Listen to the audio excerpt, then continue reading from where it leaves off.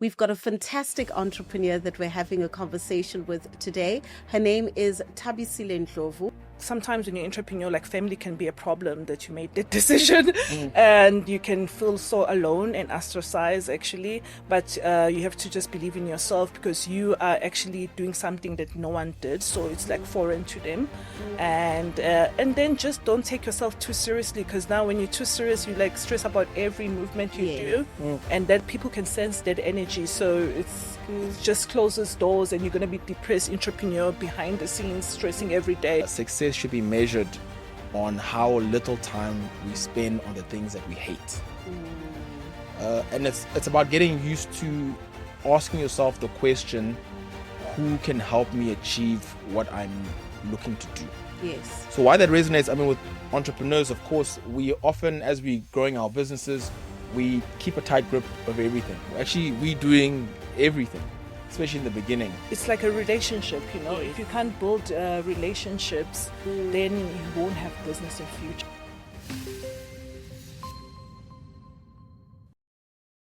Hi there, monetizers. Welcome to Monetize Your Business podcast conversations in partnership with FNB. This is the absolute best place to come to for entrepreneurship conversations, learning from fellow business owners and their success stories, as well as learnings and insights from subject matter experts.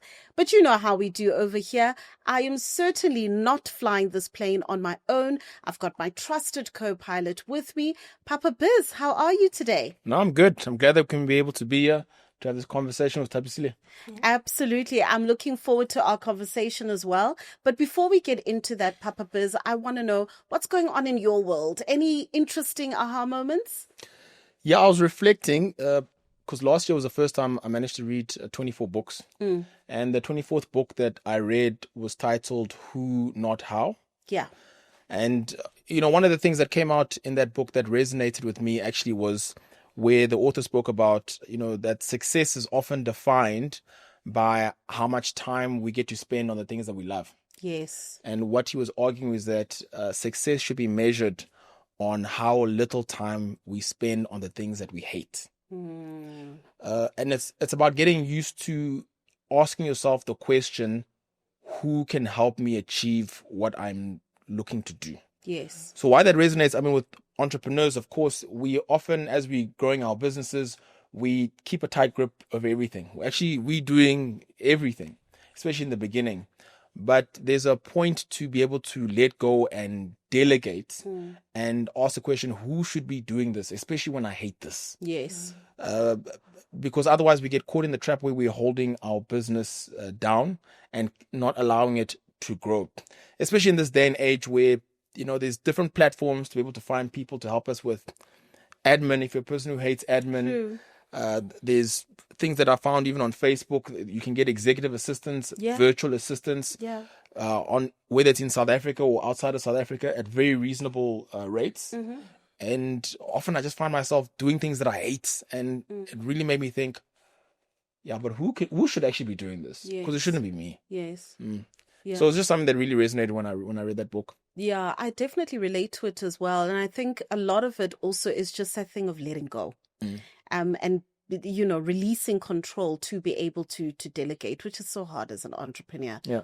Quick one, because 24 books in 1 year is no small feat. How do you actually navigate doing that? Because sometimes you look at a book, it's so massive, it's overwhelming. How was there a strategy you used to be able to get through so many books? Well, to be fair, to eat an elephant is just one bite at a time. Yeah. And in the same vein, I'd put things simply. Sometimes I'd read the books, physical copies, and then sometimes I'd have the books on Audible where I'd be able to listen to them. Yes. And I'll listen to them if I'm taking a walk with my dog, Money. Yeah. Or, if I'm driving, and then I'll just find space to be able to play that, and I'll take it in 15, 30-minute segments. Also, in the morning, as soon as I wake up, then, I like to read just about 15, 30 minutes. Yes. Reading is just actually having a conversation with an author. All you're doing is having a conversation with an author, and not all the conversation is going to resonate with you at that place that you find yourself in life. Yes. But sometimes there's one or two things that you pick up and you think, I needed to hear that right now. Yes. And actually I can apply that. This was actually quite useful. Yes, absolutely. And I love your advice with using Audible because for me, it's helped a lot. Just when I'm driving in the car, I can listen just like I'm listening to a podcast. And I find that to be very helpful. Talking about relatability, we've got a fantastic entrepreneur that we're having a conversation with today. Her name is Thabisile Ndlovu, and she is a serial entrepreneur in all the industries that I love. All of them. Champagne, darling. She is an entrepreneur also in diamonds. Look at me. I am dripping today. So I'm so excited. Thabisile, welcome to the conversation. Thank you so much for inviting me, guys. And yeah, you're making me blush. That's good to have you. It's so good to have you. I'm really looking forward just to unpacking your business journey. Yeah. But I sometimes find that, it's also nice to know just the beginning story of an entrepreneur. Yeah. Can you tell us a little bit about yourself, where you grew up, etc.? So I'm Thabisile Ndlovu. I'm from Mlazi, Emafezini. So I'm a Durban girl. Mm-hmm. And I grew up in Emafezini and I studied in Bluff, at primary. And then eventually I got very young, married, actually divorced at 23, which is how I went to a diamond industry because, I studied gemology first and then I went to diamond polishing. Then I started doing high-end jewelry because I don't like diamonds tell you what to do sometimes. Yes. And I always rebel against that. So, because the diamond just has its own mind. You have to sit there for the whole day for it to polish. So with designing, you can use your creativity. Yes. So basically that's how I ventured into jewelry. And then I'm like, oh no, I can create this to be a lifestyle because if people are getting married or they want their champagne personalized or they want wine, it's a lifestyle. So I joined that in a later stage. Yeah. I see. Yeah. That is so interesting. I would imagine that, in the diamond industry, I don't see a lot of Black females. Yeah. How did you kind of navigate that space and build that confidence to say, I can do this? Yeah. At first, because I had I was married, then I went through my divorce inside the industry. Yeah. And they thought that when I'm divorced, then I won't make my office and shut down. And I actually opened my small office and I was studying more downstairs. Thank you to Kit White, my teacher that taught me the business. He's from London. Yeah. And he mentored me. I'll go earlier to his factory and make him coffee and then he will teach me. Then I'll go to my office upstairs. And then I went to Oppenheimer after that. And then I went to gemology. I did it in New York. Which was a 2 weeks course. Then I came back to South Africa. But yeah, it's very difficult because it's a very family orientated business where it's like Jewish family. There's Lebanese, there's the family, there's Muslims as well that are doing it, which is family orientated. It's like my dad, and then we had few Black people in the industry, which is Fairs, my friend. Actually, he's in the industry. He's a chairperson now for the I forgot the diamond board. He's actually speaking for people that are in color. Oh wow! Yeah. Jeez, okay. So he's doing well, but his dad started it as well. So I was just the only one doing it by myself and figuring things out. And especially being a woman, it's not a lot of women that are there. So it's me and Mam Togo. Mam Togo has been for years as well. We close as well. So it's just a very small industry and very family oriented to even come into. So it's very hard to now I want to check of all the areas to go into, what gave you the interest to go into diamonds and geology? Where did that come from? I don't know, because I was like, I think when I was young, because my mom used to have these curtains, I used to tell it to jewelry. I thought about this last year that I used to do that, and she used to shout at me. So I didn't really love design. Yeah, like, why are you cutting my curtain? Those curtains back in the days where it separate the section in the house, and then you go this. So I used to cut them and make earrings, and my cousin was reminding, because I work with my cousin now, he's my accountant, he was reminding me that we used to play and I used to do that. And I'm like, then I thought about it. But how I started in the industry, I was very inspired by stones, and I like geography in school. So I found it interesting. And I'm like, I can get diamonds from this and learn about diamonds more. And then I wanted to be a gemologist, but it get boring because I'm a creative more than. So I thought I was just going to be in a mine somewhere. Then I'm like, no, I don't want to do that. So then I learned how to polish diamonds, and then I was like, let me design. I was taught by Labi, which is it's a school. It was in High Park, but now they moved. I don't know which area they moved now. And he's from London as well. So yeah, he's the best jeweler in South Africa. So Amazing. yeah. That's truly amazing. So now you said that quite early on you ended up having your own office. Yeah. Did that mean then you were basically running your own practice or business? Yes, I was actually doing jewelry designing because that's how it was so expensive to buy equipment for the diamonds and all that stuff. But in the later stage, after 2 years, then I was able to buy the equipment to polish diamonds. So I had the whole section where you can polish diamonds, where there's designers. I even had friends that I went to school with, and I used to take students from UJ to come and train by me for 2 years, and then. So would you say that as you are learning and being educated that this industry, it lends itself to somebody very quickly in future having their own small little business, or was that something that just sat with you that no, I'm going to do my own thing? Because of I didn't come from this family oriented. I don't like in the working environment. I didn't like it because they usually you're competing with people they take from India, so the salary rate is not going to be that good. And then to study jewelry is so expensive as well. So you just compare it would take me longer to make money if I work for someone. And then I felt like the students, people that studied jewelry, were not getting paid enough, and no one understood how they operate, if they're giving them a mentorship or anything like that. Because when I dropped out on because I went to UJ, they were speaking about London. I'm like, I want to go to London and find out what they're doing. So I did eventually go there. But some students don't have that choice, and then I take risk. I'm a Leo. I like to take risk a lot. I'm surprised sometimes why I do that. But yeah, so for me to be able to even hire my friend as a manager, because we were all kids when we came to Diamond Center. We used to have dreadlocks, dressed like hippies. It's like so weird. They were thinking like they're going to be here for 2 months. And then go. Yeah, we end up having investors from UK, and we had a bigger office with funds. Yeah. So yeah. That is amazing. Yeah. Tell me something, because like you say, it's a very kind of institutionalized industry. People are born into families that are already doing this. What are some of the challenges that you experience, especially early on, in kind of building and establishing your business? It's first of all, it's just buying the equipment and even going to a proper school, because it's quite expensive. The tools to actually study to make jewelry is very expensive. With the diamond polishing, there's MQA that were helping us. I went to their course, and then to study overseas, I went to a program as well. So that was helpful.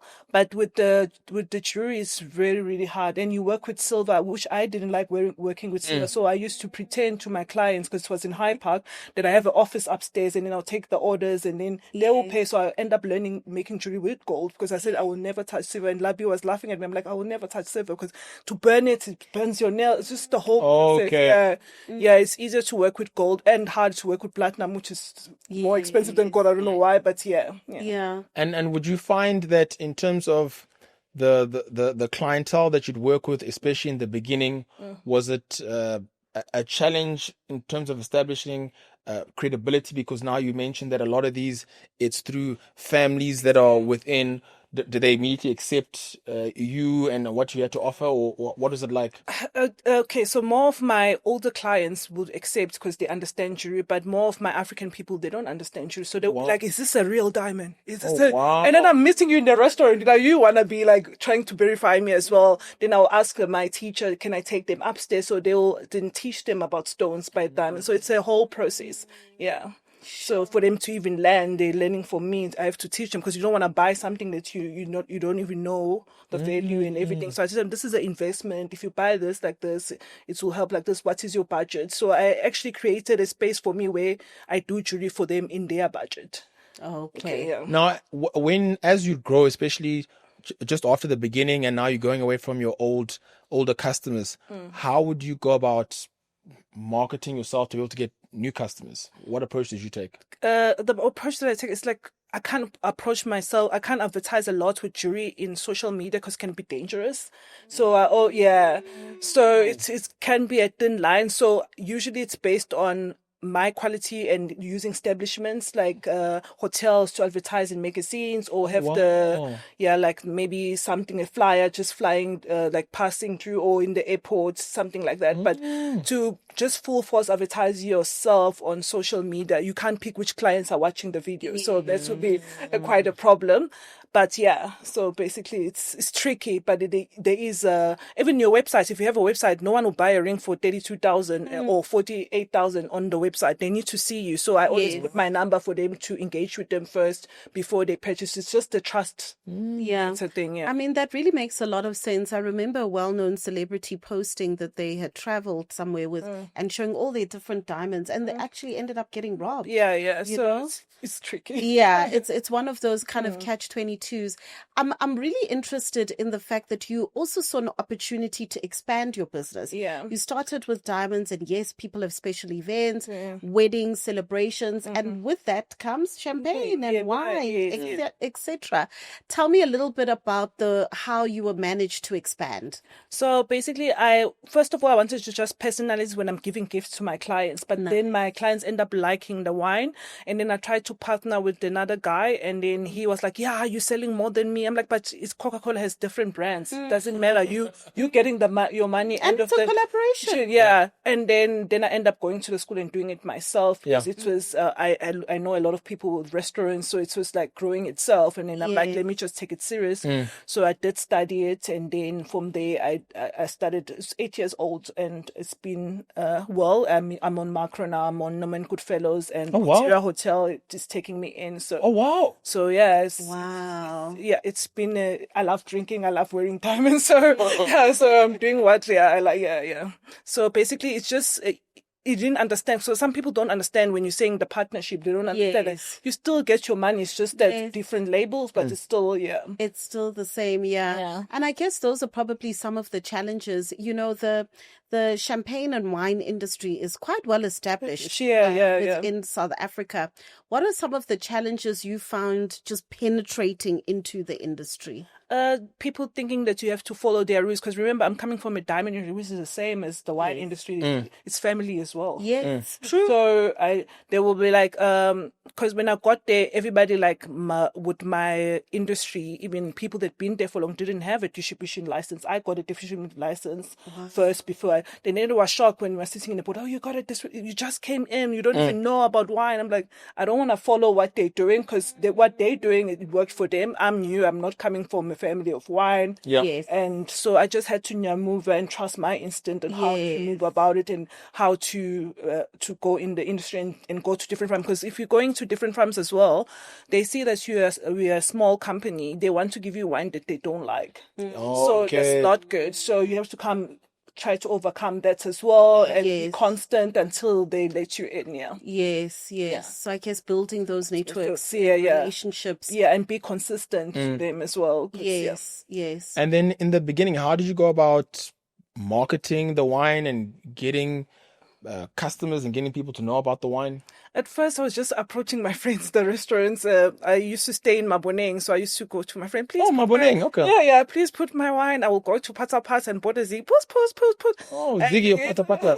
So I'll be begging my friends to do it, and then eventually, because of my clientele can afford, they'll order a case to support me every month. So I already had a clientele with the jewelry industry, and and just like force myself to events and all that stuff, and did how it. And then there was a guy that took me for Blue Bottles. I want to thank him so much, because he's the first one that took me to the shelves. And then what's Blue Bottles? Blue Bottles, those it's a bottle store, but it's not. Oh, I see them. Yes. And then there's one guy in Pretoria as well that took me in, and they actually they were actually advertising my wine for me. Really? And it was like not making a lot of money, but at least people get to know about the product. So yes, 100%. Tell me the inspiration behind the name of your business. So Amile, it's my daughter's name, because these guys don't call me Amile because she gets mad. So she's 20 years old. She's an actor and a model, and she can sing. We found out now she can sing, so she's training for that. And why I named it after her, I think I wanted a name where I don't want to give up on the products. I know that I wanted to create a national word for her. And as she's in the entertainment space, she doesn't need to go to a champagne company and say, "Oh, please, can I be the face?" She already has a well-established company companies that are on her name. So that's what I wanted to create for her when she gets big. And yeah. Very, very beautiful name. And, a lot of entrepreneurs will be watching this. What advice would you give to them in terms of growing their business? I would just give you advice like sometimes when you're entrepreneur, like family can be a problem that you made that decision and you can feel so alone and ostracized actually. But you have to just believe in yourself because you are actually doing something that no one did. So it's like foreign to them. And then just don't take yourself too seriously because now when you're too serious, you like stress about every movement you do and then people can sense that energy. So it just closes doors and you're going to be depressed entrepreneur behind the scenes, stressing every day. But if you just like take it as like this, I'm doing what I love and I'm just having fun with the people and telling people like everywhere you have to, you just a bit bored for yourself. Everywhere, if someone says, "Oh, hi, how are you? I'm Thabisile," and then you just say, "Oh no, you know what I do," because you are your own marketer as well. Word of mouth is big, and yeah, I think that's the advice I can give them. Just like, you're not one of them, you're one of you. So Yes, yes, yeah. So. Can you expand for us just a little bit on just the power of collaboration? You spoke about collaborating with another business in terms of the wine business, because sometimes as entrepreneurs, I find that we shy away from collaborating. We think we must do everything ourselves. Yes. How has collaborating helped you grow your business? It helped me grow my business a lot because if you can't, it's like a relationship, you know. If you can't build relationships, then you won't have business in future. Because like with now I have chocolates. I partnered with a lady that does a beautiful chocolate. Oh, wow. And then she had different shapes of diamonds. I'm like, okay, I'm going to make my chocolate different shape of diamonds. And then she put my wine as a jelly inside. Oh, wow. With the vintage wine. And then we created the bars as well, which is on Macro online. And it's wow. And then I met this guy that does a wooden, because I do like platters, the wooden platter. Yes. And then I'm like, okay, can we make it like to complement my diamond business? He's like, no, we can make stones, illusion of the stone and the wood. Oh, wow. So lovely. So I've been doing that with them. It's been fabulous, you know, and they get to sell, I get to sell. It's not, the problem is when they think that when you want to partner and you think, oh, it's my brand. When you two like, it's my brand, you won't go anywhere. Because you have a skill. You need to share your skill. Yes. If I'm advertising, then someone will ask me in the industry, oh, who made your platter boards? Oh, it's this guy. So you get another client. And yeah. So basically it helps to grow your business. And Yes. Well, you know, for us, you know, sitting on the outside, when we hear that there's a company and now they're stocked on Macro, I mean, that's a big deal. It's really a big deal. How were you able to get onto Macro? By just sending a lot of emails since 2019 and sending a lot of email, and then they would refer me to this person. And then a friend of mine in Durban, this guy was like, no, I'm going to introduce you to one guy. And he actually liked my products. And then he's like, okay, you must come to the office and present it, which I did. But I did present it and didn't take it. Really? So, and then we did this, the wine tasting for Proudly SA. I want to thank Proudly SA because how I got into Macro is Proudly SA. Really? So they actually brought in the Macro. Then I met the guy again. Then I'm like, okay, it's fate. You must put me. He's like, yeah, I must put you. I've been avoiding you. So, and then because they were scared that, not because they didn't like the product, they were scared that they're going to take me in and I won't able to supply huge the volumes, yes. So when they Proudly SA advertised that, no, we have winemakers and they can put their products on Macro and all that stuff. And I think Proudly SA is doing a great movement, you know, and yeah. Wow, that's amazing. And it just gives you such greater visibility. Yes, as well. Yeah. Where do you see the brand growing in future? Because you started with diamonds, you've come into wines, you're also venturing into chocolates, which I think all of these are very nice because they complement each other. Yes. Where do you see the future?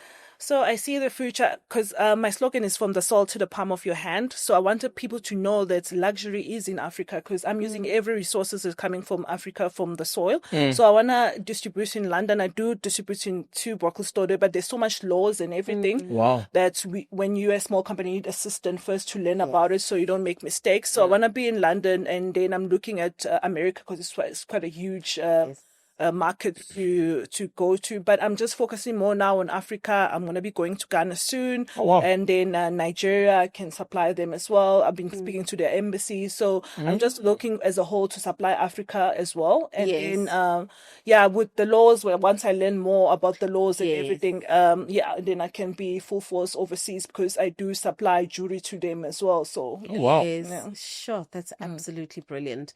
I think for me, one of my biggest takeaways from this conversation is how you've been able to generate multiple streams of income in your business through complementary brands. Yeah. And I think that is so nice because one person can come in with the jewelry, but then they end up buying everything else because it speaks to it.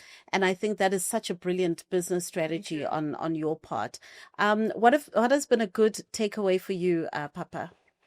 You know, your story, it's very inspiring. Okay, it's very inspiring, especially how you spoke about how things started off for you, especially after you studied and everything. And one thing that's been very clear to me is when one is looking to build something for themselves, sure, we all want, multiple streams of income and so on.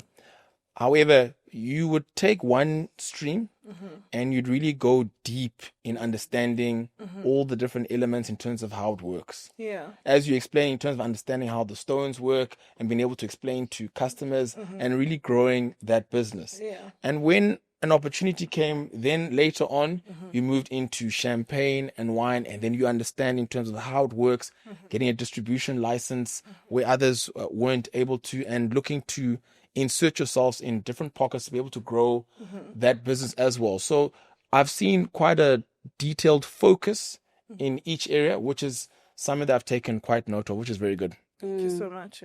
Tell me, Thabisile, for a person that's watching, they're thinking, oh, I'm interested in the jewelry. I'm getting married, or I want to spoil myself. Yeah. Or I'm a champagne girly. I love my wines as well, chocolates, and they want to be able to purchase from your business. How do they get in touch? How do they go about doing that? So you can find, I have a website that's called Amile Lifestyle. You can find us there, .com. And then I'm on Instagram, which is Amile Wines, if you want to find us on Instagram, and on Facebook as well. And then Amile Diamonds is on Facebook, and it's Amile Diamonds on Instagram.